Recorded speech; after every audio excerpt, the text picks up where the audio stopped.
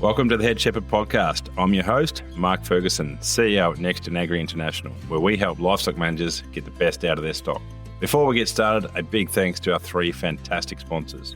Allflex, part of MSD, perhaps better known as Cooper's Animal Health in Australia, offers one of New Zealand and Australia's largest livestock product portfolios with a comprehensive suite of animal health and management products. Heininger is a one-stop shop for wool harvesting and animal fibre removal. The Heininger team have a deep understanding of livestock agriculture, backed by Swiss engineering and a family business dedicated to manufacturing the best. ProA Livestock Equipment have been delivering industry-leading livestock handling systems to producers across Australia, New Zealand and beyond for the last 25 years to improve on-farm safety, efficiency and profitability. We are grateful to our sponsors for their support, helping us bring Head Shepherd to you each week. And now it's time to get on with this week's episode. Welcome back to Head Shepherd. You're with Ferg. Great to have you joining us. This week on the show, we welcome Ian McDougall. Ian's a UK-based veterinarian and the director of FarmGene. Ian's actually grew up on the Eyre Peninsula in Australia, and then spent some time as a pig vet and went to the UK to learn more about pigs. Ended up working in the sheep industry pretty extensively, has imported, exported genetics kind of all around the world to Australia, back from New Zealand, all over the place, back and forth with various different breeding operations, as we're about to discover as we go through this chat with Ian. A really interesting career and has spanned a lot of different importations and exportations as different genes have flown around the world. We'll get on with this week's show with Ian McDougall. Welcome, Ian, to Head Shepherd. Hi, it's great to be here. Thanks, mate. We won't talk about the cricket this early in a conversation, but I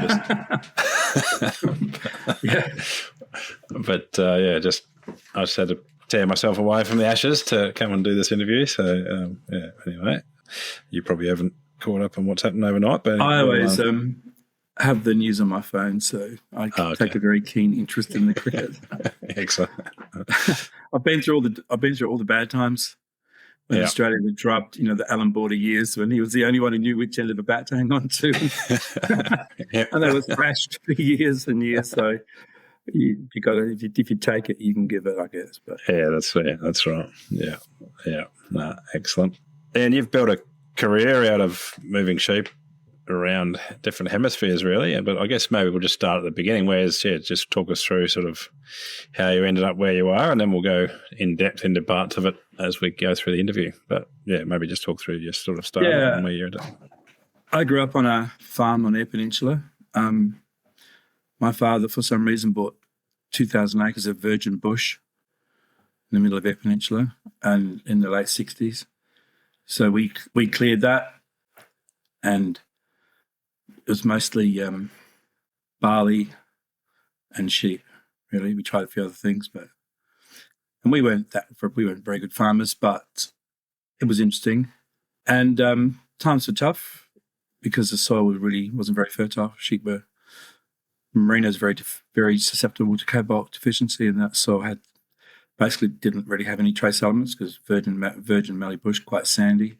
And I guess the whole thing about trace elements was only just sort of being discovered. It had been around for a while because we had cobalt bullets. If you didn't bullet a merino, it died basically. Then I went to the local school, and when I finished matriculation, as it was called then, I went to vet school in Perth, and that was great. So Murdoch University had only recently started. I think we were the third year out, third or fourth year out. So it was quite a young university, and I guess I've never been to another university, don't really know, but it didn't really have all that sort of old heritage or anything. It was all young and very informal, and it really was great. Did that for 5 years, and then decided I didn't want to do cats and dogs, and so I went back to Eyre Peninsula, met some pig farms and set up a pig practice. And then the local vet, who I knew quite well in Port Lincoln, a guy called John Granger, he rang up one day and said, "Come and do a locum. I'm going to learn to do lap AI in sheep." And I said, "Why are you doing that, mate? That's a technician's job." So anyway, he went off and did that. That was right at the very start, 1983. So Stan Dorman in Western Australia, I think he set up the first artificial breeding company. And it really took off big time in Australia because the merino industry was beginning to crank up. Wool was suddenly becoming worth a lot of money. Had all the Collinsville years and all that. And so he went and did that, and I kept on with my pigs. And then about 2 years later, 85, I decided I wanted to become a better pig vet and moved to England just on a working holiday visa, because I thought the best pig vets must be where the best pig farmers are, and they all spoke English. So I went there. And while I was there, I sort of was interested in sheep, and I saw that people in Britain milked sheep. I thought that was interesting because never heard of that in Australia, being quite naive. And I joined this British Sheep Dairying Association, and they said they had bought some semen in from Switzerland from rams that had milk recorded daughters, but there was no one around to do the AI. So I just said, I'll do it. So I went back home for a holiday and rounded up some ewes on my parents' farm and got John Granger to come and teach me. So we did that. And then obviously everything's seasonal over here. And then when the breeding season arrived in September 87, I started AIing sheep. And it was all really basic to start with, just AI dairy sheep the first year. Then there was the goat craze. That was a lot of New Zealanders were bringing goat embryos into New Zealand, Angora and Kashmir, for some crazy reason, and people were buying them for huge money. And the Kiwis wanted somebody to do the implanting and to flush some goats. And so I held my hand up, a friend of mine, and I sort of formed a business, and we got paid. We got trained by these Kiwis and did it. So the vet, he's still around actually, Hugh Jelly. Hi, Hugh, if you're ever watching this. He's into dairy cattle these days. He must be 70-odd now. Anyway, we're all getting old. But so I learned from them, and it was great, really. And then, of course, that soon busted. And by then, my mate and I had realised that there was a bit of a need for this in sheep, and we moved onto sheep. So we started freezing semen and flushing ewes in 1988. And then just went on from there, really. And then there's been lots of twists and turns and iterations, and, as you go through life. We had the foot and mouth outbreak in 2001 where everything had stopped for nearly a year. That was pretty terrible. That's really the last really big issue. We had blue tongue in 2007 and a small foot and mouth outbreak when the government let it out of a laboratory. That wasn't a major issue. And really, but then since then, until blue tongue sort of arrived again in 2023, it's been pretty good for the sheep industry here in general. Prices have tended to move just one way. And now, if you're a sheep farmer, it's good business these days. Price is really great. It's been like that for nearly 3 years now. It's crazy, really. I'm a commercial sheep farmer. You can be inefficient and still make a profit. Yeah, right. And so in 2015, I set up, like I'd always been a subcontractor and worked for various people around the world. But 2015, I set up a centre and went off by myself rather than being just a subcontractor. And that's prevented me from doing what I did quite a bit of, which is moving sheep from one country to another. I had sheep flocks in Canada, Australia, New Zealand. You could do that when you're a subcontractor. You could just work for yourself, and if you liked, and then when you ran out of money, you work for someone else to pay the bills. Yeah. So, yeah. And now we're sort of doing the opposite. We're bringing stuff in from New Zealand to Britain. That's shedding sheep genetics. So, that's sort of always been going on in the background for me. So, excellent. Yeah, fascinating stuff. And so, I guess there's just trying to put all that gene flow together. There's been genetics go both ways, always, I suppose, has there? Australia to UK, Australia, New Zealand, Australia. Yeah, so Britain's obviously, we have scrapie, and that was a huge problem for exports. So we could take embryos to Canada for a while, and then the USA sort of stepped in and stopped that, being their near neighbour. Maybe the Canadians wouldn't agree with that, but I'm sure that's what happened. And but I set up an East Frisian flock and an Ile-de-France flock in Canada, and then we took, and then quite bizarrely, the Australians decided to allow embryos into Australia. I'm not sure who was behind that, but they wanted a highly scrapie susceptible genotype to go to Australia, because the Australians look at scrapie in the exact opposite way that everyone else does. So they took the view that if you're a sheep and you're over 5 and you're highly scrapie susceptible, then you're unlikely to have ever come into contact with it because you should be dead, and that is true. And then after you've taken all the semen embryos, you're then slaughtered, and then 9 different body tissues are examined for the presence of scrapie prion, or for the check for the absence of scrapie prion. And if you pass all that, you're fine. the embryos or semen can go. And so initially it was Texel, Suffolk, Charolais, and for some reason Cheviot. I don't know why. So I took Charolais embryos to Australia because I've been in Britain for quite a while by then, nearly 20 years. And I thought, I'd love to move back to Australia once my kids had left school and didn't really need me around so much. So I thought I'd take something to Australia that had a hind quarter but was easy lambing. And so I thought Charolais would be a great thing to do, a great breed to take. The problem is, at the same time, the EU had been trying to get rid of these genotypes. So there are hardly any left, and to find them was really tricky. Yeah. But we were very limited in what we could take. I could only take like 4 breeding lines of rams. Anyway, but we did that, and I set up the breed in Australia, and with the assistance of some people who still have the sheep actually, the Hillstons in Victoria near Hamilton, and then with that, but we really struggled to really make a decent mark, which is a pity because they're quite good sheep. But anyway, we had to Australianise them obviously because here they're kind of indoor sheep in Europe, and of course everywhere in the rest of the world all sheep are outdoors. So we had to get over that hurdle, and the ewes are the second worst maternal breed in the world, in my experience. The worst ones were Ile de France. They were shockers. So Charolais ewes were the ones over here. After 3 to 4 weeks, most ewes peak their lactation around between 21 and 28 days after giving birth, and after that, Charolais they just they're the extreme opposite to an East Frisian. They just drop to nearly nothing really quickly. Terrible. Yeah, right. And if they've got twins, they just can't do it. Okay, so when I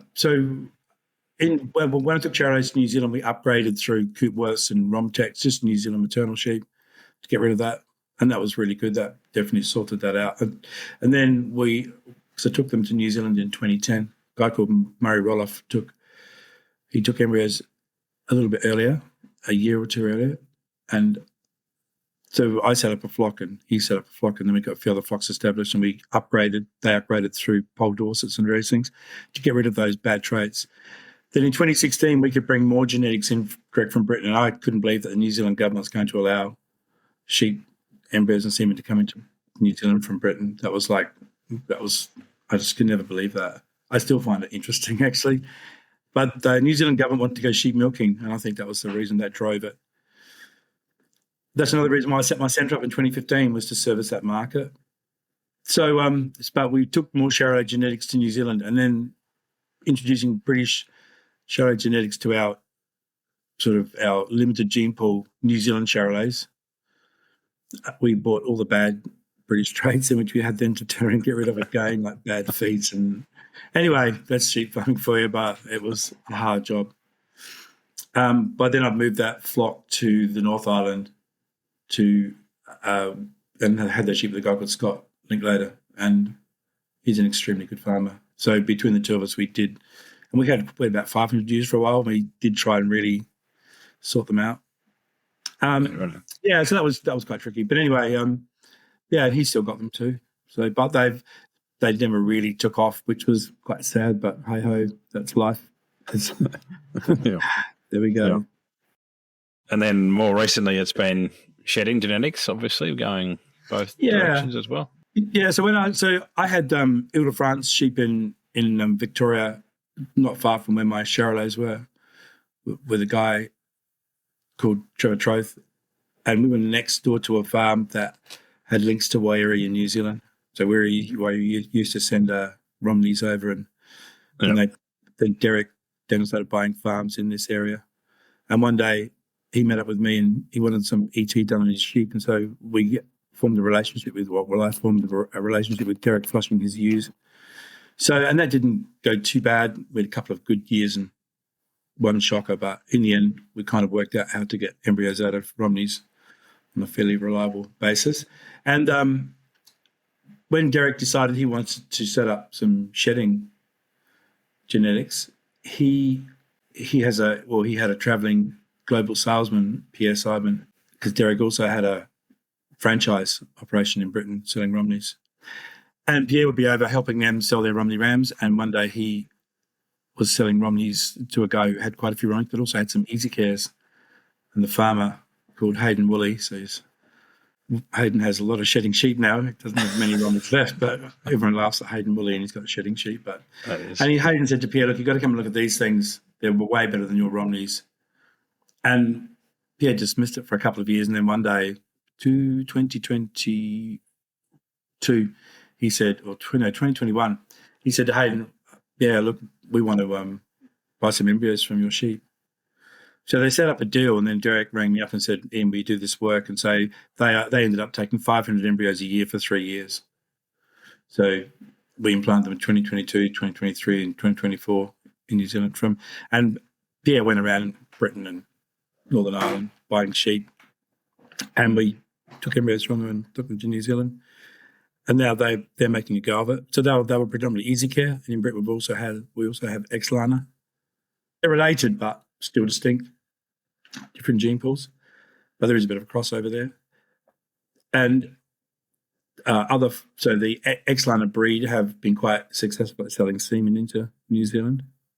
I don't know how many straws of X-Liner semen must have been used in New Zealand, maybe 5,000, between 5,000 and 8,000 straws, around that. And they're very well recorded, X-Liner, whereas Easy Care are, some are well recorded and some aren't.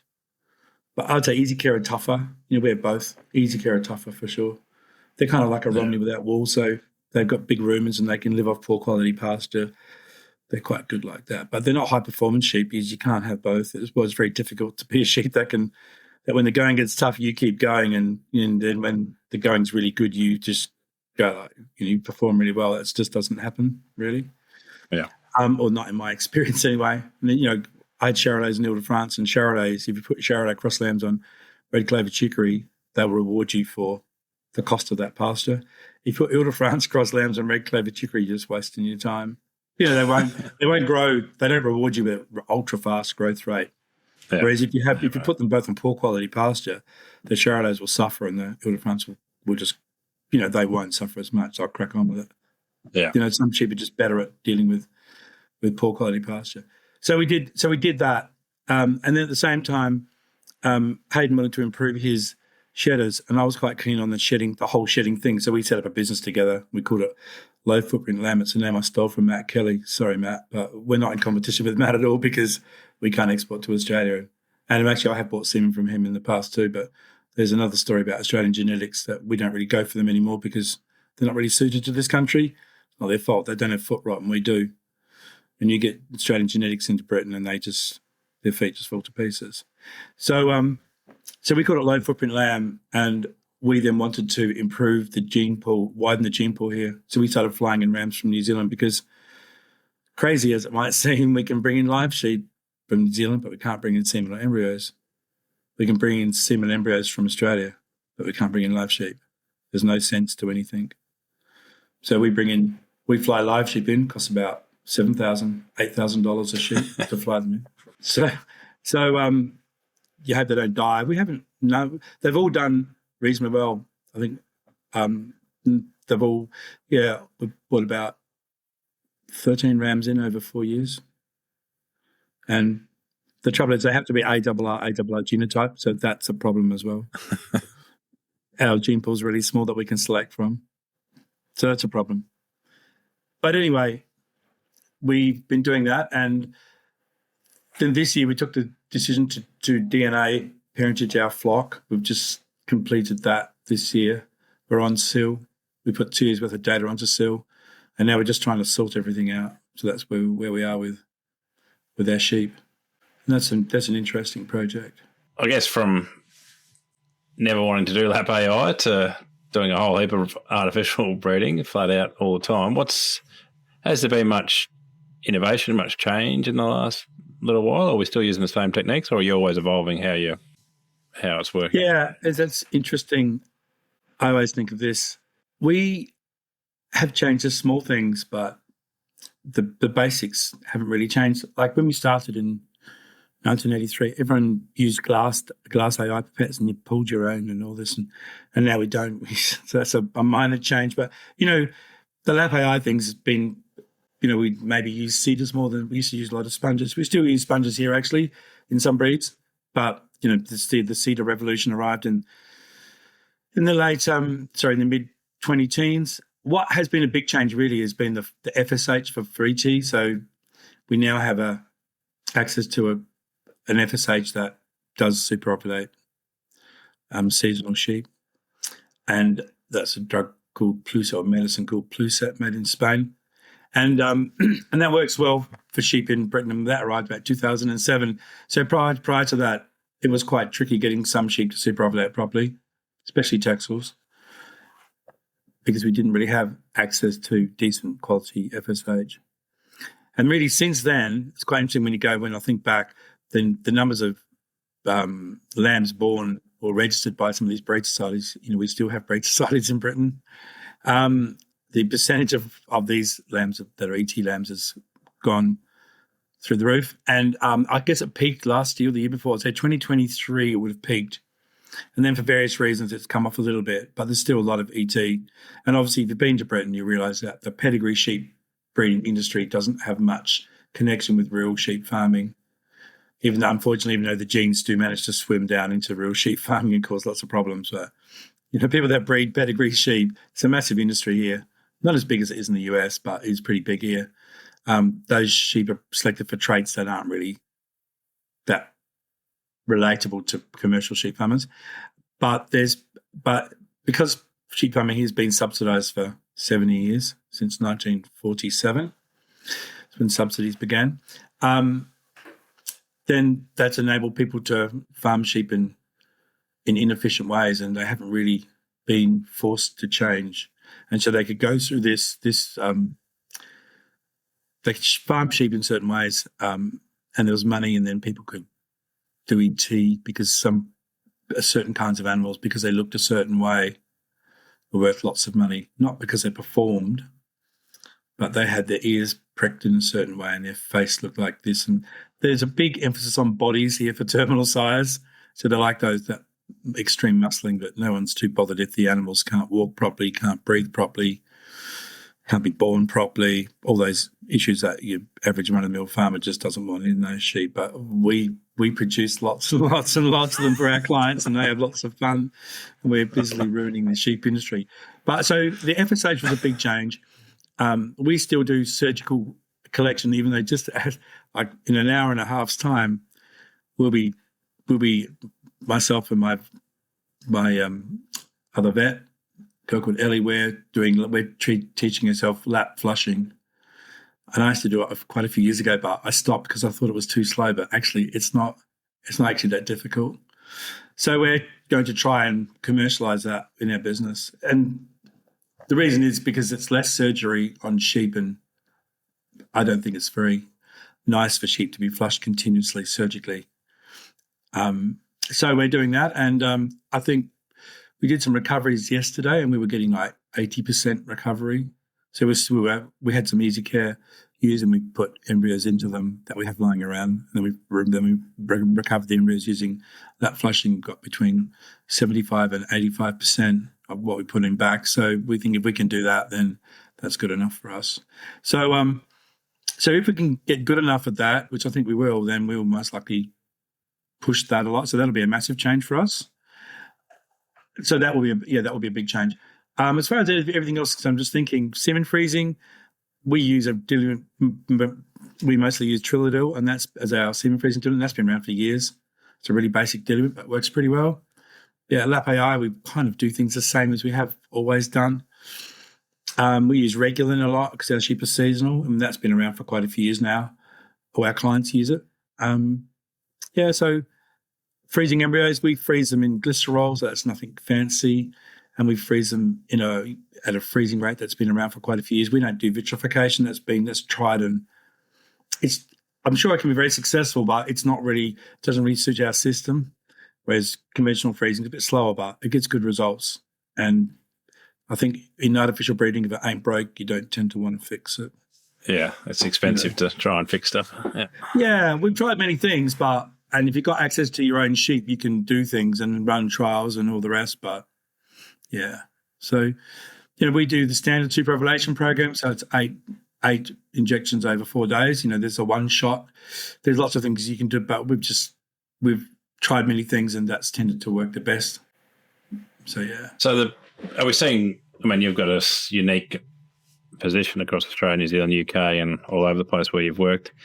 I guess there's obvious differences between those different things. Are we seeing UK farmers now shift out of that sort of looks type breeding towards cost of production and traits to keep them profitable? Or we started this podcast saying that everyone's profitable even if they're not very good at the moment. So, but is there more profitable than others? Yeah, I think there definitely is a general trend to that, but it's not as fast as you would think it should be. So the way farmers are subsidised in the United Kingdom is changing. And so you've got 4 devolved regions: England, Scotland, Wales, and Northern Ireland. And they all have their own budgets. So they all get given a set amount of money, but they can decide, each devolved region can decide how their farmers are going to be provided with those funds.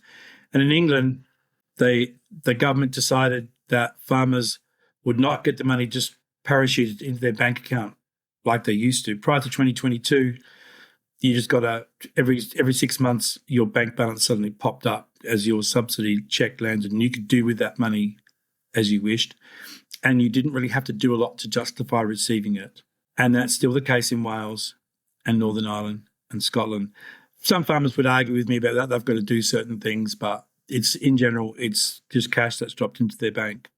In England, they changed it so that you had to basically bid for that money and join schemes, environmental schemes and things like this. And you had to you had to join a scheme, and then, for example, you might want to join a scheme where you improve your fencing, improve your hedges, because hedges are important for bird life and biodiversity. And you could get a grant to plant more hedges and build more fences and do things like that. Sometimes a lot of money, like $250,000, $300,000, right? But you then had to spend that money and then claim it back. And so that money, so the profit from that, there's profit in it because just the way it's worked out. So you might get a 20 or 30% margin on top of all that, and you end up with the fencing. So if you had a farm that needed fencing, and you could cut up fields and they could graze them more intensively, and then you could do various things and become a better livestock farmer as a result of it, be more productive. The government gave you the ability to do that if you joined that scheme. But the amount of money in the pot that was split across all of farming hasn't grown, and of course we've had things called inflation and everything else. So when those subsidies were removed in England and you had to actually join these schemes, etc., machinery dealerships took a huge hit because, if you go to New Zealand, you see a lot of, you don't see much machinery at all on a New Zealand farm. In Britain, there's lots. And that's all because everyone suddenly realised that was because farmers had access to this extra money. And now that money's not there, that cash isn't there because the government says, we're still giving you the same money, but of course it's the profit. So, from a business point of view, the profit's not there. Yeah. But you can't criticise the government really for that. But change is always painful. So, and then the average age of a farmer, sheep farmer, is well over 60. So you can kind of think, well, gradually when farmers, if you're 65 or over and you have a tough year in the lambing shed, you think, bugger it, I'm out. I think there is a bit of that. And what we are seeing in Britain, and I guess in Northern Ireland too, but definitely in Britain, is sheep numbers are rapidly falling now. And I think that is a result of changes in subsidies and people getting old and not going back in sheep. And it's not a sexy thing for young people to get into. However, cereal farming is losing money at the moment. So in England, if you grow crops, you're right up against it profit-wise because the price of cereals is really low. So, and sheep are good money now, really good money. If you could farm coal ewes, you'd make a fortune. You're talking $400, yeah, $500 coal ewes, crazy. Yeah, and so that's so it's all distorted and bizarre. But if you're a good low cost sheep farmer, then you can make a lot of profit. And there is a general shift towards that, but it's slow. But there is a shift towards it. So what you've said is correct, but it's not like a floodgate. No, and I think what is happening more quickly is a reduction in numbers rather than a change to low input farming. But definitely it's going to happen. And, we love it having a bit quicker because we think shedding sheep are the bee's knees because you don't need to shear them. They don't get fly strike. There's a lot of labour saving. And labour is really tricky over here to find people who want to work. Actually, I shouldn't be too grumpy about this, but it's very difficult. People who want to work on farms, it's tricky. I was listening to your podcast, a recent one you did with that Australian guy. My memory's not very good. Yeah, and you guys have large flocks, and you can use lots of labour-saving devices like taparis and all the rest. And the government here was very good. They gave 50% grants for farmers to buy all this kit. But a lot of the flocks are too small. It's been mandatory to have an EID in your sheep here since 2010. And we are getting more flocks now with EID readers, but still not a lot. Yeah. Right. Yeah. So, we are getting a lot better at using that kit. Hayden bought a auto draft and everything else, but sat in the shed for a year, but now we're using it. We've DNA'd everything and, so we use all of that now. Yeah. We're trying very hard to get up to speed. Then you got, we got 1,700 recorded ewes. We need that, definitely. Yeah. Otherwise we'll never make it. Yeah. Are we seeing lambing sheds shut down? Is there more outdoor lambing starting to happen? Or?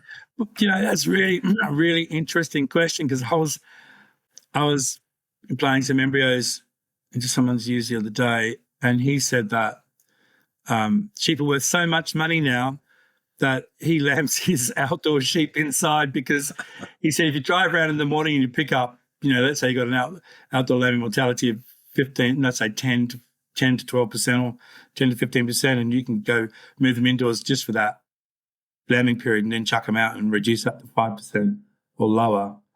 It's a lot of money. He just said it just makes commercial sense. Yeah. But that would depend on your ability to have people who could help. Then if you've got access to good local labour, you could do that, and obviously buildings. But if you don't, you can't. And, where Hayden is, that would be a non-starter. And also, like his system works on renting ground all over the place. I don't know how many different fields he has that are rented, but it's huge. And that's where Easy Care are great because they don't get fly strike. It's very rare for them to get fly strike and they don't go lame. They've got really good feed. So you don't have people ringing up all the time saying, there's a lame sheep. And, because we have people walking over the ground because of the ancient rights of way here.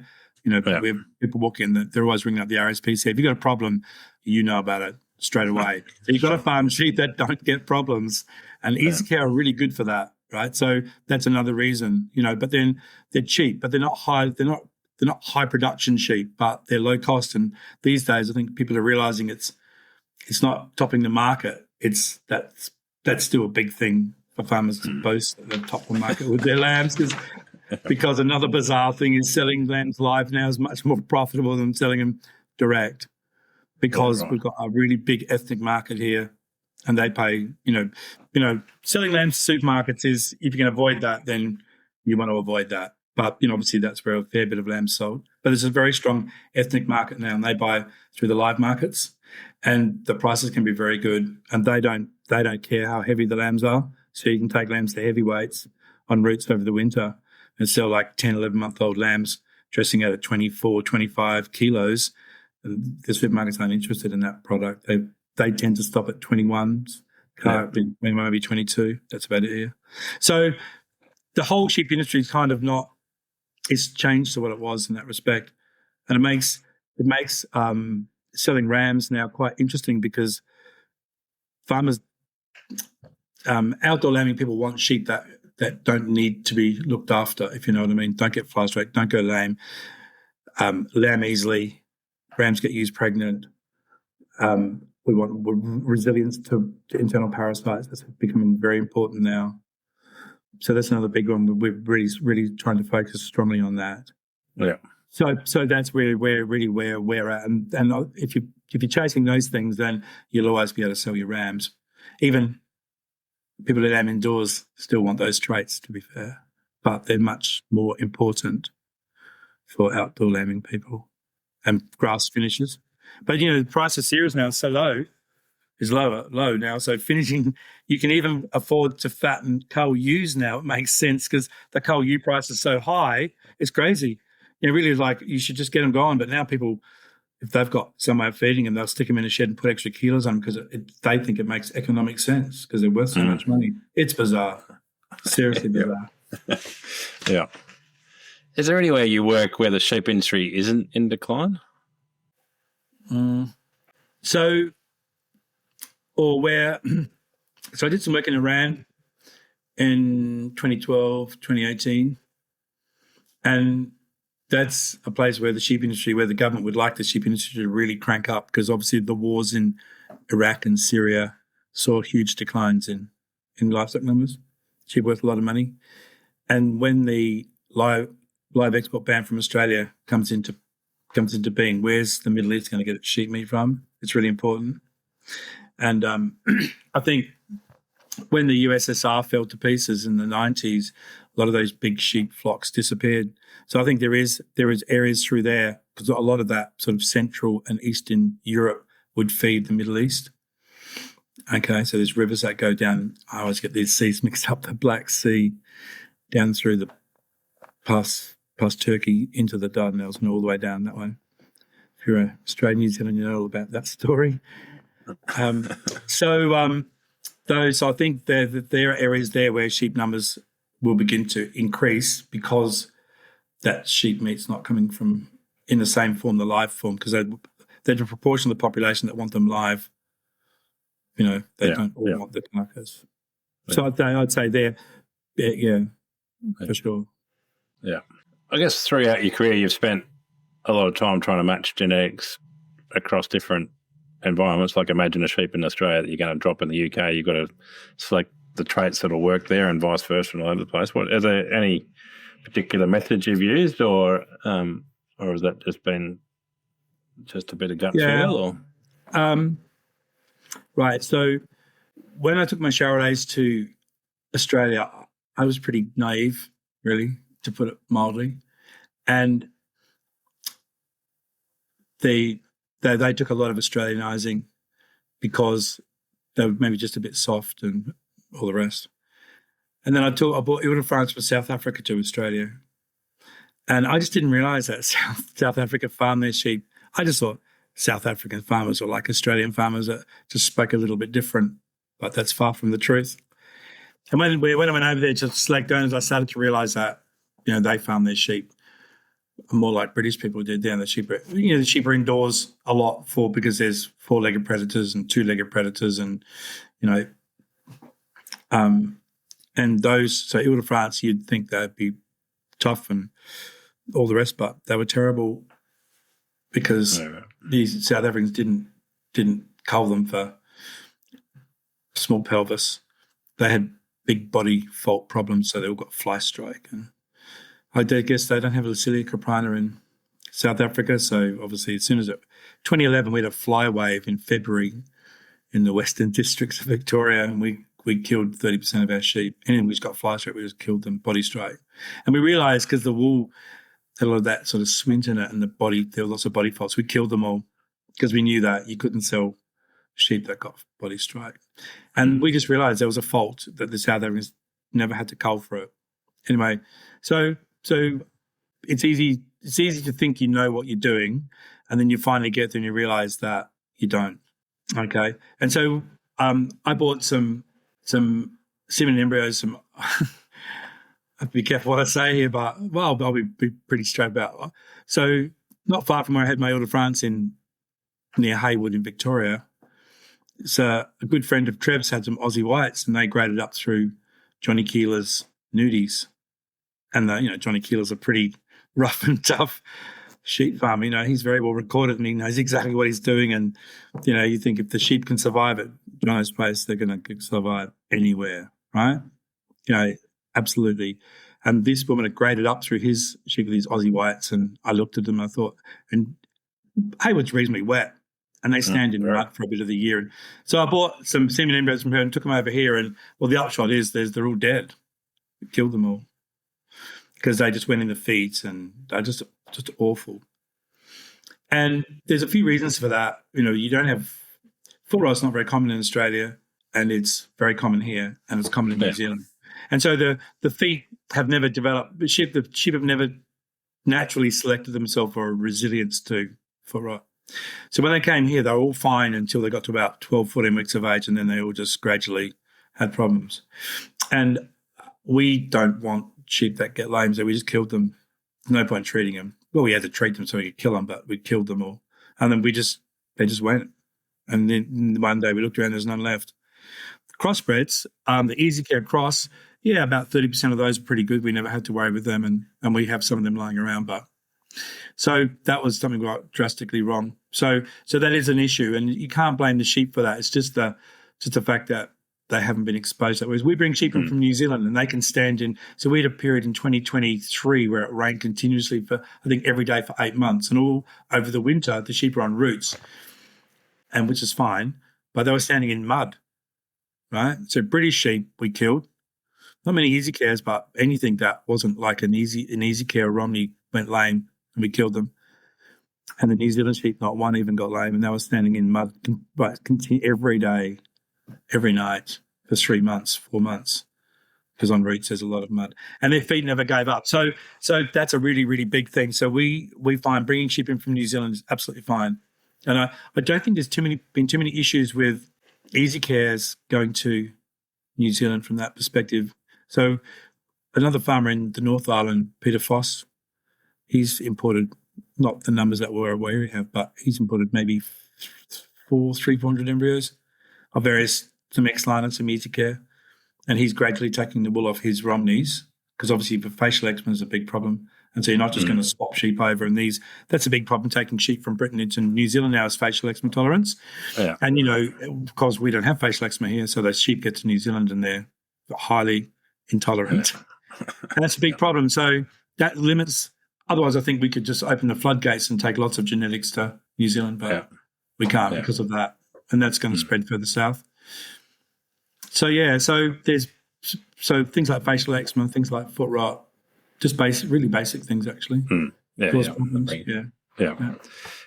And so mostly it's introgressing some of the traits you want out of a different breed into a breed that's sort of climate or locally adapted kind of. Yeah.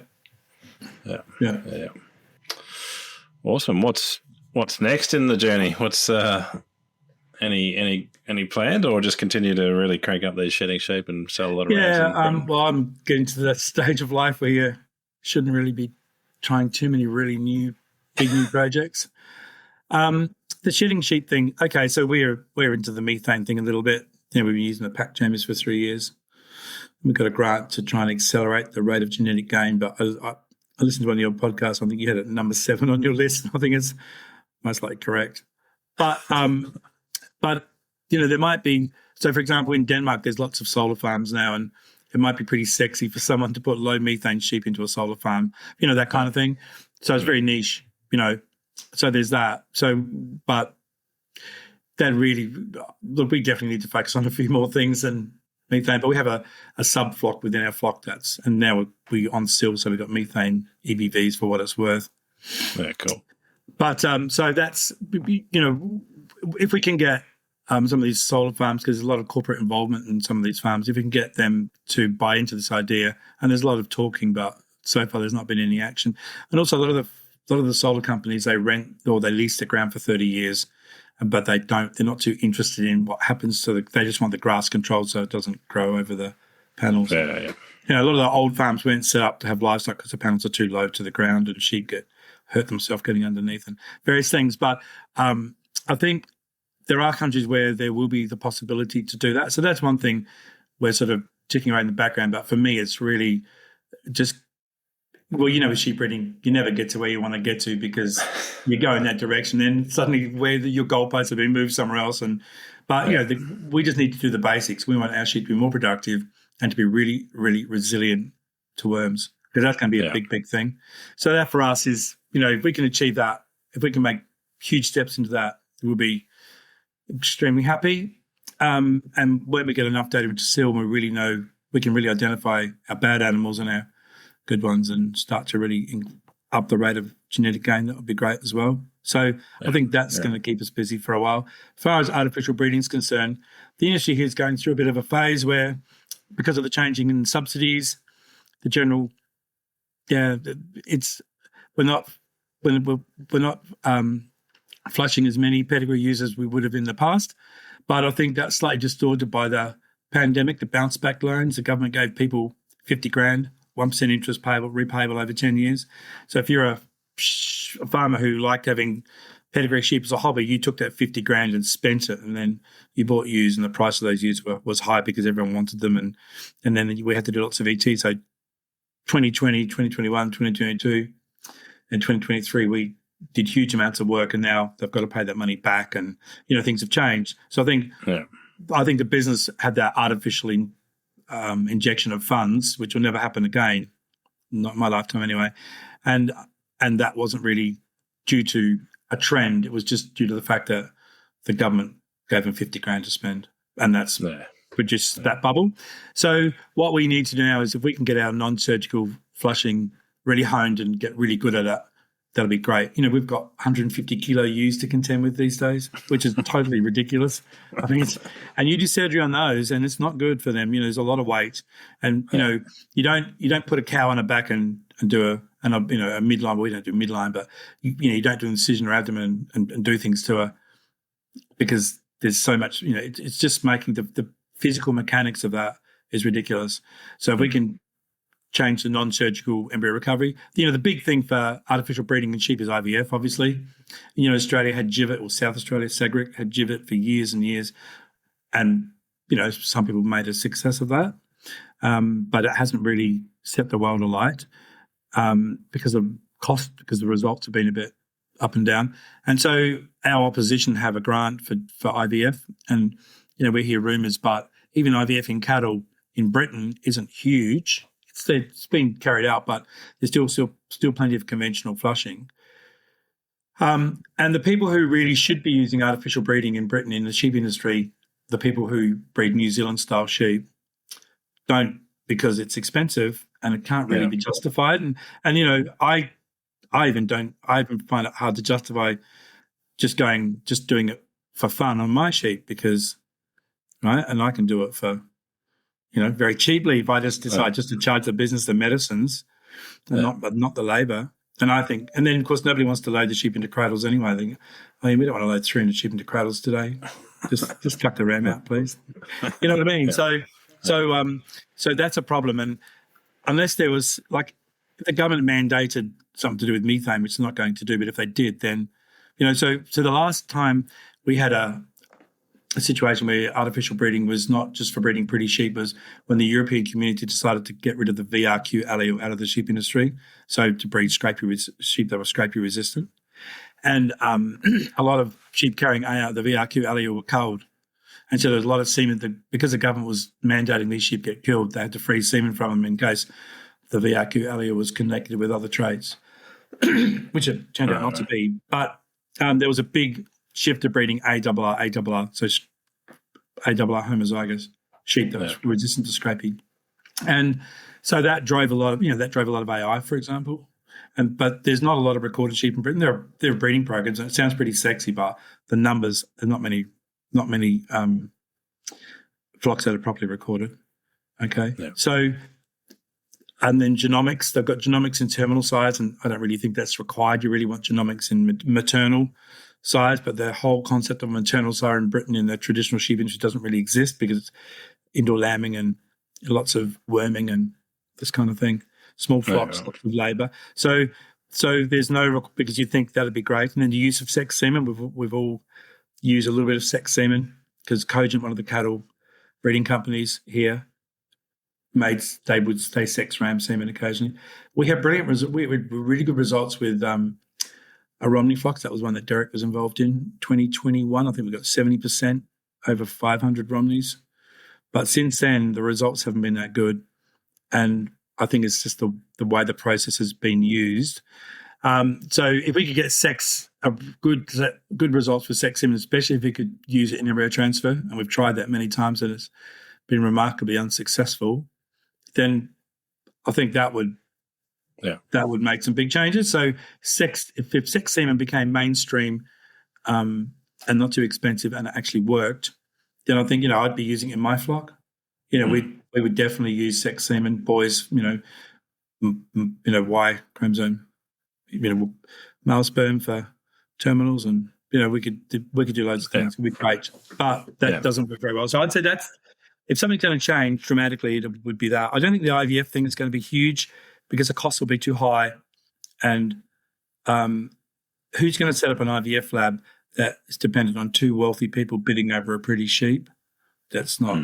That's no way to run a business, No. right? Whereas if you get sex semen quickly, reliably, not too expensively, then I think that would Commercial, yeah, that would be good. Yeah. That would be great. Yeah, cool.